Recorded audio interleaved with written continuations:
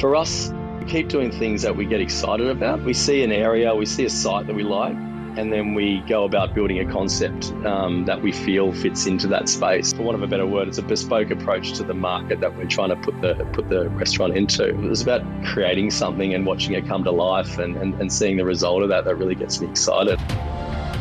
This is the Deep in the Weeds podcast. I'm Anthony Huckstep. When we think of restaurant groups, we often think of franchises or restaurants being replicated in new locations. But some groups take on the challenge of creating new offerings each time they open a new venue.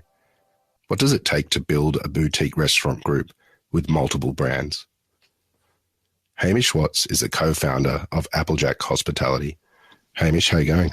Yeah, good. Thanks, Huck. Thanks for having me, mate.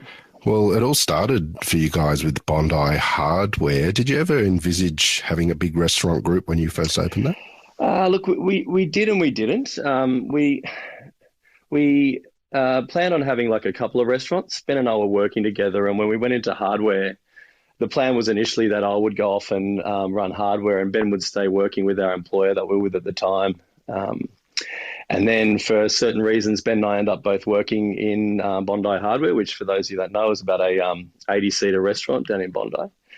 And we quickly found that the two of us in that space, you know, it was limited. We liked working together, but we were certainly ambitious to have some more and potentially have a little bit of space from each other as well. So sort of in those early months of working together, it was certainly a magical time, but I think over that period we decided pretty quickly that we wanted to expand into a small group. And thankfully our experience when we were working together prior was with a larger pub group. And we sort of learned the fundamentals of what was required to do that from the back end. And that's kind of when the decision was made. We set ourselves a goal of, and this was the original story of Applejack's success, was to launch about 5 sort of small restaurants over a period of 5 years, and that was the plan, and that's what we're aiming for. Well, there's many amazing duos and restaurant teams across the country that create incredible offerings. You and Ben worked out pretty early on at Bondi Hardware that you can work together, but as long as you're not too close. Take us back to those early days. Well, how do you work together? Like, how does it work? Well, on the early days, this is probably where we went a little bit wrong at the start, because I was spearheading it at the start, I guess, because as I said, Ben was going to stay working externally. We both jumped into the business, and there was a bit of a case of both of us doing everything at the same time. So we were there was no particular roles indicated with Ben and I. We were both just co-owners, and we were both doing a bit of everything. And you know, Ben was very patient with me, and I think I was the same with him. But there came a point where we realised that that was just no longer feasible. And both of us, you know, neither of us are a chef. We're both front of house guys. It's always been that way, and probably bar leaning, if anything. So the two of us were kind of like, you know, naturally picking up the same kind of workload. And after sort of 6 months or so, we realised that was unsustainable, and we moved into a pattern of management structure where we called it channel management, where I was looking after certain elements of the business and he would look after other elements of the business. And the plan was that we'd do that for a little while and we could mix it up as we wanted to. But as we've both grown and developed in our roles, we've sort of kept those same fundamentals, and I'm still looking after the same stuff I was looking back after in 2011, and Ben's doing much the same. Wow. So yeah. You mentioned you're both front of house, but take us back to early days. What was food like growing up in your family? Mate, it wasn't particularly exciting. Sorry, Mum, if you're listening. It was good. It was very good. Like, it wasn't, but I guess what I mean by that is it wasn't something that I would say defined who I am today. There was always a lot of good food on the table, and Mum was a great cook, and a lot of it was kind of Mediterranean fare, but there was the odd tuna mornay thrown in there just for good measure. But I grew up in a classic nuclear family in Sydney suburbs, and as a result of that, we had a lot of my good memories as a kid, family barbecues and having all the friends over and massive Christmases and things like that. But I wouldn't say that was what defined my food direction. That was something that I certainly learnt over the years. And hospitality for me was like a lot of people, I think it wasn't a clear goal or a clear direction that I was working towards throughout my schooling life. It was something that I fell in love with over a course of a period, and I just found that I had a natural aptitude for it. So it was where I ended up going. Yeah. What were the really important venues and people that you worked with in the early days in the industry? Oh, look, in the early days, I was working into small cafes and restaurants while I worked my way through university. I was at school focused more around music and having a good time. Like I've listened to a few of my peers on your podcast, and it seems to be a common sort of a common aspect of a lot of people that move into hospo. I was driven by the fun aspect of school, and it wasn't necessarily an academic student, but I worked through. I played a lot of music while I was at school, and that was always the direction I kind of felt like I was going to go down. So I was just working in cafes at the local shopping centre. I worked at a restaurant out in Parramatta because my university was out near there. And I just kept falling back into it, but it was a means to an end. It was never the career. I was always going to be, I felt like I was going to move some vague idea of moving into music production or something along those lines. But that wasn't to be. I think probably for me, the real defining point when I decided that it was a hospitality career and that's the only place I was going to go was when I moved to London, like a lot of people do. You know, it's, I moved over there with the ambition just to travel a lot, which I obviously did. I did a lot of traveling on the way over there, and when I got to London, I picked up a gig in this. It was a pub in South London, but it was a multifaceted kind of joint. We had a very small sort of French style bistro upstairs, and downstairs was a loose term, it would be a gastro pub that turned into a kind of nightclub on the weekend. The only the sort of thing that you'd find in London in London at the time, and it was awesome. Like I was working for an independent operator. Her name was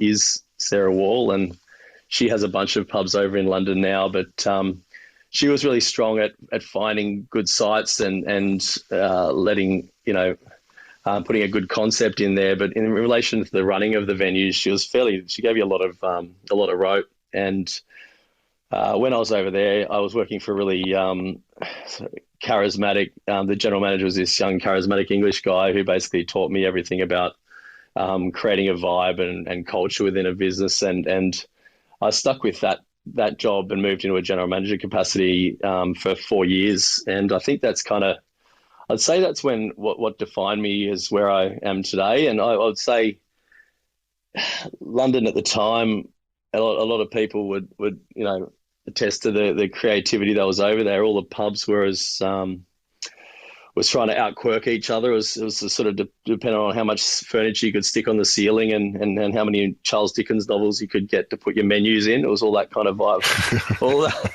all that kind of vibe was going on. But I just remember going to Shoreditch and just being blown away by the bars that were there and the creativity that people were putting in. It wasn't all about the money. It wasn't all about it was just, I guess it was just about the vibe and the creative concepts that people were coming up with. It just really got me excited.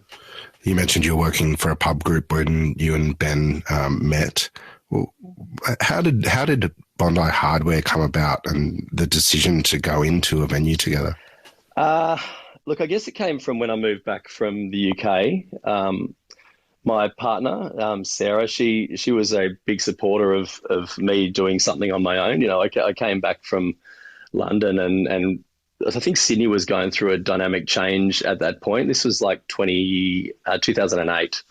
And, it was almost like the blinkers were off. We could see all these cool bars that were down in Melbourne. There was a shift from hospitality in Sydney being pigeonholed into sort of three categories, whether that be like, bars being one category, pubs being big stainless steel monoliths, and restaurants being defined to their kind of park. And people were trying to sort of do different things. There was Bodega down in Surrey Hills, and there was like a real crossover between restaurants and bars and all of that sort of stuff. And I was really pumped by it. And when I got back, I was completely broke when I got back from living in London. My wife and I had done 6 months traveling through South America and Africa and all sorts of wonderful stuff, but came back without a penny to my name. And I by and large found this job with a large pub group, and I took on a licensee position at quite a young age, but it was paying really well, and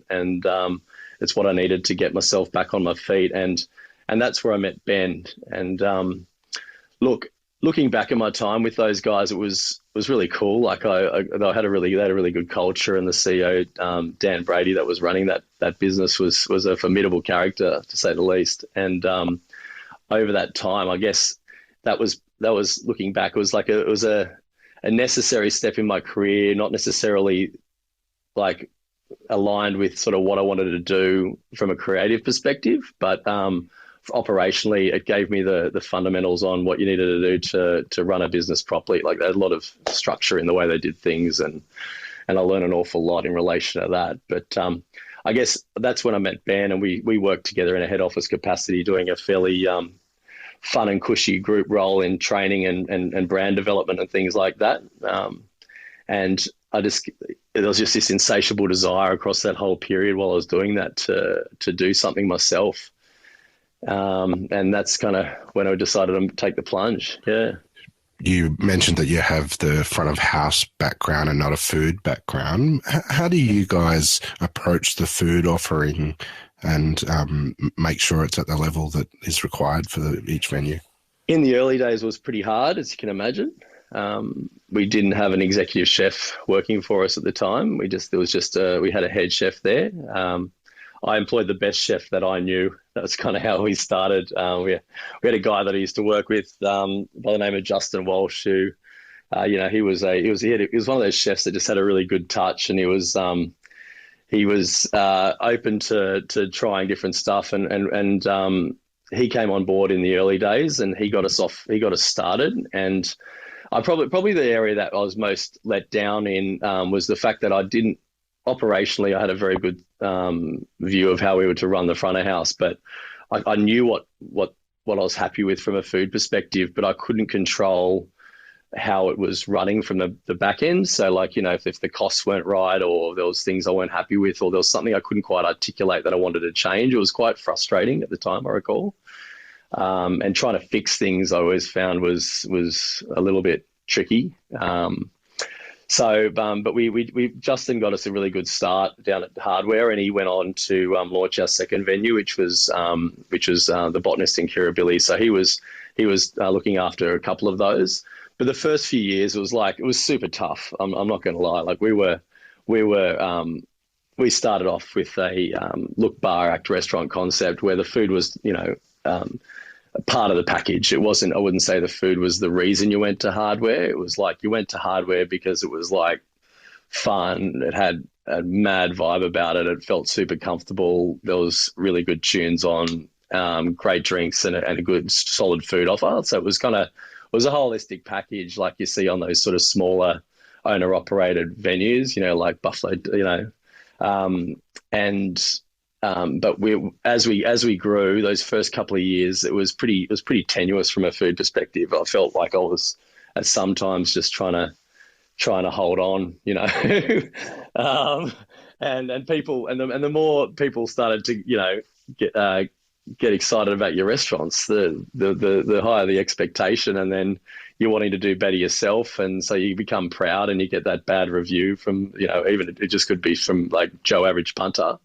That just knocks you a bit flat, and you're like, geez, we've got to do better in this department. So, and the restaurants we were competing with down in Bondi at the time were doing a pretty good job of it. Like, we had Brody Peterson up doing little sort of flying squirrel, and he had the stuffed beaver, and he was doing some cool stuff. And Anthony Kaplan had the Corner House and Panama House, and they were doing cool food. And so we were sort of like in that space and trying to sort of compete in that area. It was pretty tricky, So, yeah.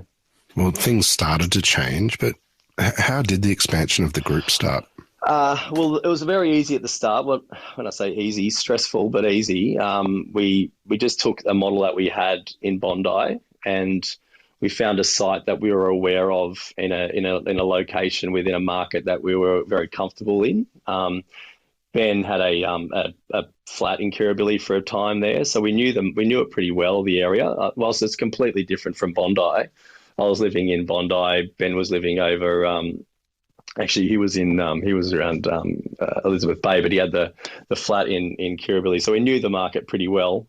And we took on a restaurant that was already existing. We took on the old Milson's restaurant, which is an old fine diner there, and did just applied what we'd done in Bondi, but just did a bit of a different spin on it. But the back end was essentially the same. So that move was quite easy. I stayed down in Bondi, looking after Bondi primarily. Then Ben obviously went and ran the Botanist. But then it was when we moved into our third restaurant that we needed to start thinking differently, which was when we moved up the road to SoCal, which is in Neutral Bay. It was at that point we were fortunate enough to take on our first executive chef, which made a big difference to my sleep, but also made a big difference and a big impact on that food offer. So, yeah. You've got multiple venues and the group has, all their offerings are quite different. What's the reasoning behind not replicating restaurants and creating new offerings? Oh, we once had this billionaire restaurant guy from the States who was having his condo renovated over in Miami. So you're staying around the corner from Hardware, and he came into Bondi Hardware a bunch of times and was just absolutely perplexed as to why we would keep doing different brands, from an American headspace where he had something like 250 steakhouses across the States, why we would continually just try to come up with these new brands, not capitalize on what we were doing. And it kind of does, when you think about it, it does seem sort of strange to keep just doing different brands, but in the same respect, it was just, for us, we keep doing things that we get excited about. I know that sounds really cliched and probably what everyone says, but we see an area, we see a site that we like, and then we go about building a concept that we feel fits into that space. So it's not, we've never gone and said, hey, look, let's do a Bondi Hardware and let's go plug it into Potts Point and call it Potts Point Hardware or something like that. We've never been about that. We literally we're opportunistic in our approach. So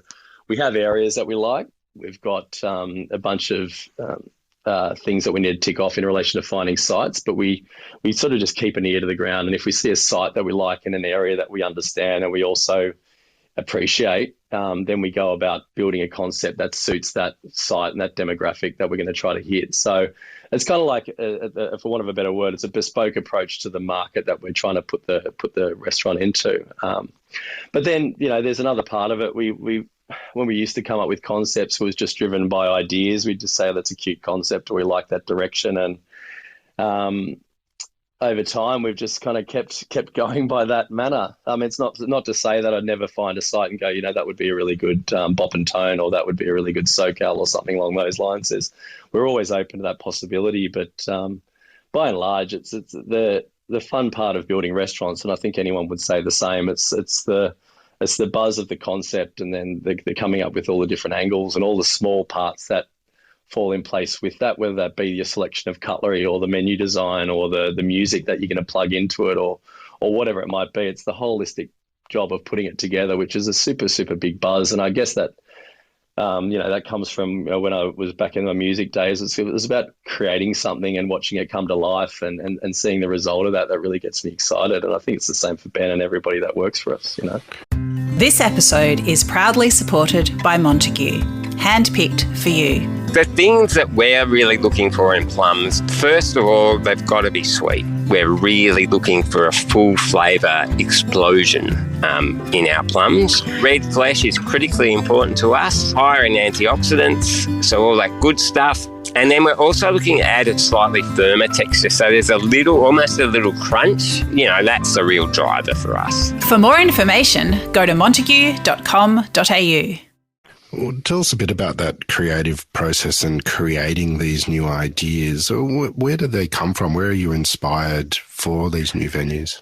That's a good question, because they've all come from different areas. What we haven't done, and it's not been necessarily by choice, we haven't necessarily gone down the lines of going, hey, let's do this because this is what's hot right now. It's kind of been a case of just as I said before, it's more a case of finding something that we are finding a site and then sort of thinking what would really work. And for us, it's not just about a cuisine. So we don't say, hey, look, like Italian's popular at the moment. Maybe I've got a chef who's digging Italian food. Let's do that, and then build a concept around the cuisine.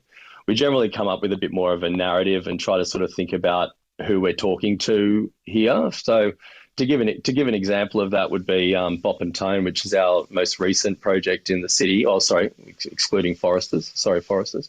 The Bop and Tone, which is our most recent city restaurant. We identified the market that we wanted to sit in, and we came up with the kind of space that we would want to be eating in, I guess. This sounds a bit corny, but we only came up with what we wanted to be delivering upon.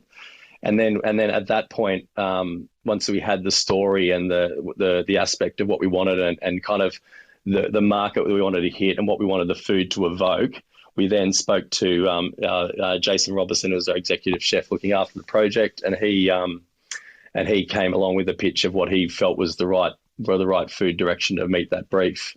So it was about building a holistic narrative of what the overall concept was, and then making sure all the elements fit with that. Sometimes it's slightly different. Like SoCal, for example, Mexican was pretty hot at the moment at that time. I think if everyone remember 2011, everyone was opening a Mexican restaurant. Sorry, 2013 that was. And then Ben was super keen on Mexican food, still has a big love for that food, which is why we've got a lot of it across the group. But I was like, I can't go down that vibe of just doing Mexican, and I don't feel like I could execute it and do it to the level that I think would do it justice at that point in my career. So I said, how about we give it a spin and do more of a Southern Cali kind of take on the Mexican, and then we'll involve the bar element as well, and then we'll give it that flow, which I think made it sort of fit into the market that we're trying to reach better. So it's not always come up with a concept first. There is elements of the food that will guide us in a direction, but generally speaking, it's what do we want to make, and what are we trying to do here, and who are we trying to hit, and then what's the story, and then we get all of the guys to start collaborating on what they're going to bring to the table in relation to that. So it's a fun process, and it's certainly evolved over the years. And as we've got some really good people working for us now, we give some more involvement to those guys. Once earlier days was a little bit more guided by myself or Ben to come up with the overall hit, but now everyone throws in a little bit, and we sort of come up with what we feel is the best foot forward. What have been the biggest challenges of opening new concepts from scratch that are so different to previous concepts that you've had? It just takes a bit longer to nail it, doesn't it? Like you normally, I think if you're just rolling out stuff that you're confident in and doing it the same way, you'd hit the ground running a bit faster. An example of that would be, hardware. We did a very similar food offer at the Botanist, and it was just kind of we nailed that pretty quickly. As we've changed and done different style food offers, it's taken a little bit longer to refine it and get it right. So I think like everything, I like to say to people, give restaurants a bit of time before they open, ideally before reviewing them, but also before you sort of cast your opinion on them, because I think everyone's working pretty hard to nail it in those first few months, and it can take a little while to find your groove. And so I think that's probably it. Sometimes I think I used to really panic about it. If we didn't get it right from day one, it was a big concern to me, and it still gives me like great anxiety if I open up the restaurant. I'm not entirely happy with it, but I now kind of know that that's part of the deal. I open it and I realize that maybe there's some things that don't particularly work, and maybe our service model is just a bit too stiff, or maybe the music policy is not the right direction for what we're thinking, and just be willing to adapt and change to that. So I think that probably the big thing that we get wrong is just there's that 10% that that makes a restaurant from being like okay to being something that's actually pretty decent or pretty good or even better, that magical. So yeah, that's where it's at, I guess.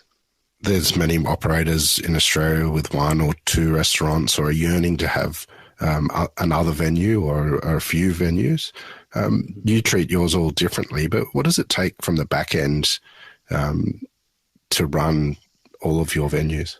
Look, structure. We've got a head office crew now. We base ourselves out of the Foresters in Dennis Surrey Hills. We've got an office up there now, and we used to like a lot of people. A lot of the stuff that we would do, we would outsource, whether that be from marketing or human resources, recruitment, and things like that. It's easy. It's easy to turn the tap on and off in that regard. Then. But we have found that over the years by having a really structured and excuse the CEO speak, but a high performing sort of head office high performing group. We've found that it's allowed us to make sure we're delivering on all the small measurables that are required from a restaurant, because there's so many different elements, aren't there? So in our head office group, there's Ben and I, who are, we're still very hands-on and very involved. I look after more of the food and bev and the aesthetics and the concepts and stuff like that. Ben's a very good marketing brain, and he's super passionate about that. And he looks after the marketing side of things, but also the more serious elements of the business, the financials and stuff like that. But in our head office, we've got internal marketing nowadays. I've got a group executive chef. We've just got a new one that's starting up with us. Group bars manager and sommelier, and then a couple of operational guys to make sure we're delivering on that on all elements. We outsource our PR still, and we also outsource our bookkeeping, which it's an expensive part it costs us a lot of money to have that done really well, our bookkeeping and payroll and stuff like that. But it's having that taken care of by someone who's really good at it. It allows you to focus on what you need to focus on. And I did the books when we first started Applejack, and I was hopeless at it. I look back and I'm surprised anybody got paid. But once it was like a massive relief, when I started outsourcing that, and I felt that our business as a result of that really started to thrive, because service is what's important. So the last year and a half has affected many, and with so many restaurants in the group. What's it been like for you guys? And you're currently in a lockdown now. Like what's changed for the group? I think probably the main thing that changed was our focus is, when everything's just normal and the business is trading as usual, you just focus on, growth and trade and everything like that. You don't really stop to think about why you're doing it, the first lockdown was pretty scary. I think everybody would admit, it was a very dark moment for everybody in hospo, and no one was prepared for that kind of shock. And we certainly weren't. We just plowed a whole ton of our cash into a big project in the city, and we were still, working on paying that down. And we had a whole heap of staff looking at us for answers and for support, and it was hard. It was hard to look at them in the eye and try to work out what we could do for them. But we made a very clear decision early on that what we could do was offer, whilst the financial support would certainly run out and we couldn't all be paid, and Ben and I certainly didn't take a penny for a long time, and everyone was in the same position.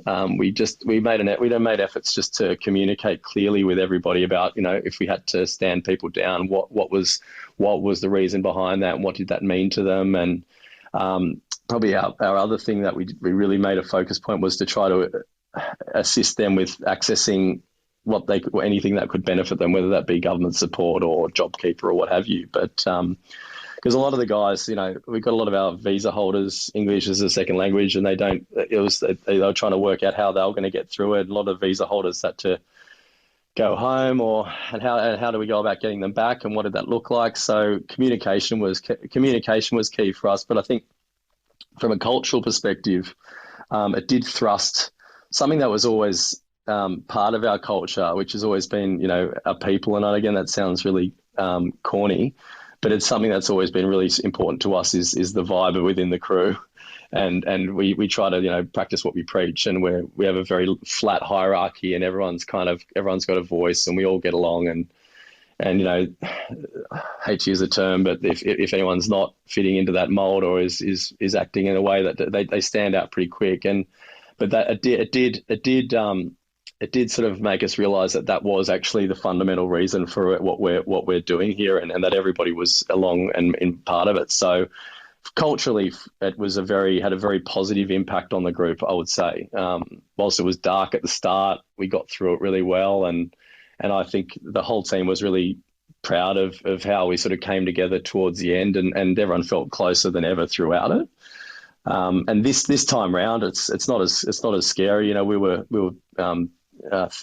putting pennies away in preparation for something like this to happen again, and making sure that we're a bit better prepared this time round. But it's still watching the crew just like shut everything down, and the communication level. We've had endless amounts of not endless amounts. We probably boring them to death with all of the stuff that we're pumping them with, but we're just trying to work with the guys to make sure that the casual guys can get access to any cash that they can get, and we're making sure the guys are getting annual leave payments should they want them and things like that, so everyone can get through the next couple of weeks as best we can. But I guess it just really highlighted for us that your crew is everything, and the people that are working for you are really special, and we focused on that and made that our reason for getting through as a team, and all of that. So it seemed to work.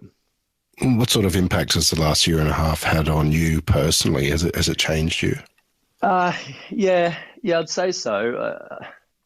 I do try, like, just from a personal perspective, I do try to turn off more than I did. I was all hammer and tongs like a lot of business owners are, and having a couple of kids at home while trying to manage a company closing down over a period, while also not making sure that personally my financial position was sustained, and I wasn't going to lose my house and all the things that were going with that. It was really quite dark and intense, and I did have a bit of a wobble at the start. I think I was just sort of prepared for anything. I was, like all people, I was prepared to. I was coming to terms with the fact that if I did lose my house, would that be okay? And my wife was very supportive, and what would happen if she was to lose her job? And we kind of went through all of the worst case scenario stuff. But what it did highlight for me personally is that you've got to stop and enjoy it, because you don't know when it's going to be, when things are going to change, and your priorities need to be your family and your friends and all of that sort of stuff. So I just, if anything, I just take more time to myself and more time to my family and friends, and try to be more present, and as a result of all of that stuff that went on. But which I'm sure most people would say the same, that that's probably the byproduct of this thing, You started with one venue down in Bondi and have many all over Sydney. What is it that you love about what you do? Oh, I just love all of the different businesses for different reasons. I guess when I moved into hospitality and when I made it a career choice, the reason I was doing well out of it was because I guess my personality lent itself to that. I'm a person that likes to be around people. I like banter. I like having a laugh. I like I like seeing the team have a good time. And I guess that's where I'm at nowadays. I've got a couple of direct reports.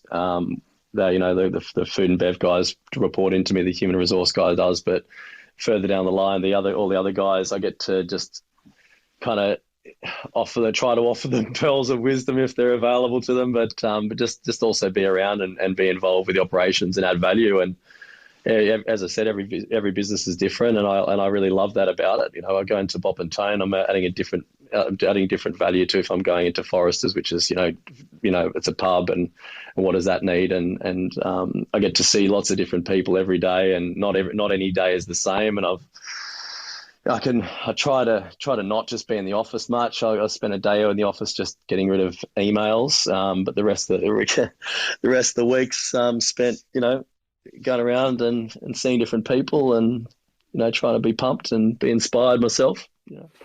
Well, you mentioned Foresters is the latest to join the group, but what's next? What's the next couple of years looking like? Oh, we've got a few things on the go. We've got a few projects that we're looking at that are too early to talk about. But look, we like businesses that, as I said, challenge us. We're looking for stuff that's multifaceted, stuff that, and for Applejack, we'd like to continue to explore some different styles of food. So food's a big one for us over the next couple of years. I've got a really exciting new executive chef starting, who I can't just announce just yet, but we've got a real focus on that, and looking forward to just seeing what we can do with that, I guess. But focusing on the fun element, we're not about just growing for growth's sake. There's no end game, so to speak. We just see stuff that we like to do, and I say to my guys all the time, it's growth for me, or growth for the company, is not about me trying to send my daughter to ski school in Aspen. I've got no ambitions for anything like that. It's purely for the fact that I have anxiety about what I'm going to do with my guys as they develop and grow and get further up the tree. Like, I've got some awesome chefs working for me now that I know they want different stuff, and part of growth allows me to unlock opportunity for everybody within the group. And it's almost like, I feel if it's just say it's 12 to 18 months, 18 months between opening a venue, generally speaking, right? It's almost like I unlock this new opportunity for everyone, and there's like this like breath of fresh air comes into all the existing restaurants, and people who are working within them. Just say you're a sous chef, you might be given the opportunity for that head chef position that you've been wanting for 2 years or something along those lines. And if you're a bar manager, you might get that opportunity to come out the front, and it's like everyone gets to kind of like move up, and it creates this new opportunity. So I'm very much conscious of that, and when we grow, it allows us to keep developing, and I attract better talent into the company from a head office perspective. And so that's why we do it. It's also the addiction part of it, I guess, which I spoke about earlier. But yeah, a bit on. Yeah. Well, we'll look forward to seeing what does happen when you can announce things, and also the executive chef as well. Hamish, we've loved having you on Deep in the Weeds today to hear your story. Please keep in touch, and we'll catch up again soon. Thanks, Huck. Appreciate your time, mate. This is the Deep in the Weeds podcast. I'm Anthony Huckstep. Stay tuned as we take a deep dive into the lives of the incredible people who ply their trade in the food and hospitality sector. Special thanks to executive producer Rob Locke for making this all happen. Follow us on Instagram at Deep in the Weeds Podcast, or email us at podcast@deepintheweeds.com.au. Stay safe and be well.